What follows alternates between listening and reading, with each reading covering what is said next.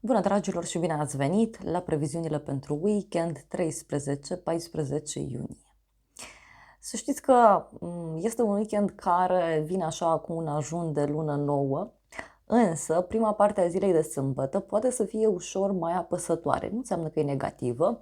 Venus de pe ultimul grad face o quadratură la grad exact cu Chiron din Perpec, iar apoi va intra în Leu. Da? Deci prima parte a zilei să știți că e și despre anumite reacții ciudate pe care le putem avea la ceilalți, la oamenii din jurul nostru. Poate, știu eu, să fie și un moment în care ni se apasă butoane, dar Venus acolo intrând în Leu, eu zic că vine cu liniște, da, poate să vină și cu o dorință acolo de afirmare. E ca și cum ni se apasă un buton și suntem forțați să ne apreciem adevărata valoare.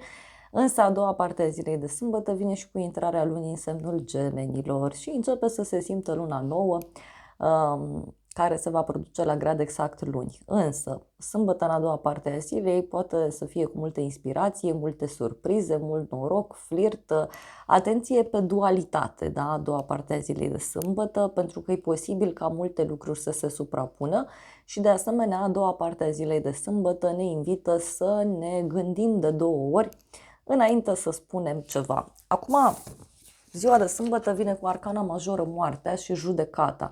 Deci poate să fie o zi în care hotărâm să închidem ceva, un tipar vechi, un mod vechi de a ne comporta.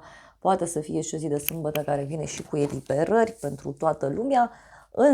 Însă, duminică, 14 iunie, să știți că poate să vină așa cu o energie mai inspirată, da?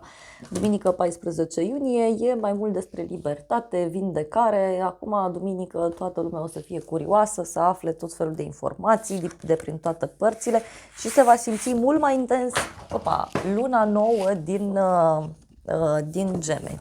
Uite, avem așa duminică, avem temperanța și lumea, deci poate să fie o zi cu vindecare, o zi cu liniște și poate să fie și o zi în care găsim diferite soluții, dar și o zi în care e posibil să alegem împlinirea noastră, sufletelul nostru și așa mai departe.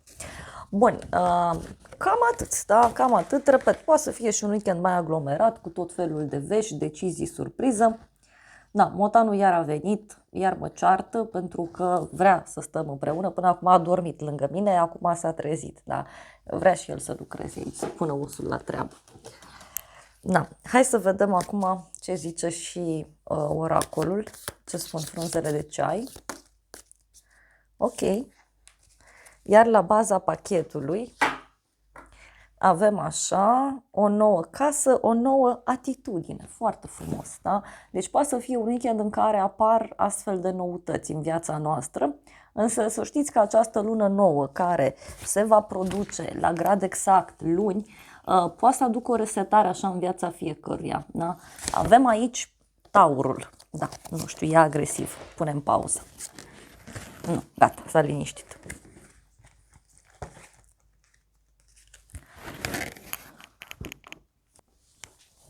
Așa, din oracol ziceam că a ieșit așa, Taurul, nu te opri sau nu da înapoi de la opoziții, arată putere și siguranță.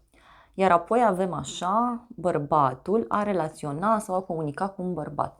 Deci poate să fie și un weekend în care e posibil să apară și mici mari ciocniri, așa, mai ales dacă discutăm despre energia masculină, în general vorbind. Și vreau să luăm și un mesaj, da, din acest oracol, să vedem ce trebuie să știm. Și avem petrecere, celebrare, eveniment social, deci poate să fie și un weekend în care socializăm mai mult, dar este și un weekend, uite, care arată vindecare, progres. Interesant, deci eu cred că e un weekend în care, într-o mică mare criză, putem să avem o inspirație absolut fantastică. Da? Bun, cam atât în mare parte. Vreau să vedem ce se întâmplă cu fiecare zodie, așa că te invit cu drag să intri pe aplicație și să vezi exact ce se întâmplă pentru zodia ta în acest weekend, mai ales că suntem în ajun de lună nouă, ceea ce înseamnă că startul unei perioade așa de câteva zile în care tot se întâmplă lucruri în viața fiecăruia pe care le putem sau nu controla. Acum eu cred că e o lună nouă care poate să dea ca un fel de resetare așa din punct de vedere emoțional în viața fiecăruia și bineînțeles că este un weekend cu foarte mari surprize, așa că te invit cu drag să vezi pe aplicație unde anume e surpriza pentru zodia ta, cam pe unde ți se pregătește acea lună nouă și bineînțeles Venus, da, intră în leu așa cum spuneam și să vedem pe unde aduce îmbunătățiri în viața fiecăruia.